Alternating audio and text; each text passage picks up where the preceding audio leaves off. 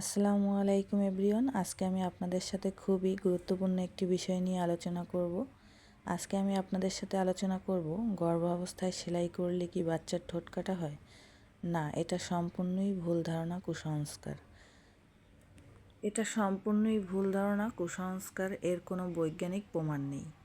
বাচ্চার ঠোঁট কাটা হয় সাধারণ জেনেটিক কারণে, গর্ভের 5 থেকে 9 সপ্তাহে মুখ গঠনের সমস্যায়, ফলিক অ্যাসিডের ঘাটতিতে, ধূমপান বা ক্ষতিকর ওষুধের কারণে। সেলাই করা, কাঁচি ছুরি ব্যবহার করা বা ভয় পাওয়া, এগুলোর সাথে গর্ভাবস্থায় সন্তানের ঠোঁট কাটা হওয়ার কোনো সম্পর্ক নেই। ঝুঁকি কমাতে নিয়মিত ফলিক অ্যাসিড খান। ডাক্তারের পরামর্শ ছাড়া ওষুধ তো খাবেনই না, নিয়মিত চেক আপ করবেন। মনে রাখবেন, সেলাই করলে বাচ্চার ঠোঁট কাটা হয় না। তো ভিডিওটি এ পর্যন্তই। আশা করি আমার ভিডিওটি আপনাদের উপকারেই আসবে। ভিডিওটি ভালো লাগলে অবশ্যই লাইক, কমেন্ট, শেয়ার করতে ভুলবেন না। তো আজকের মতো এখানেই শেষ করছি। সবাই ভালো থাকবেন। আল্লাহ হাফেজ।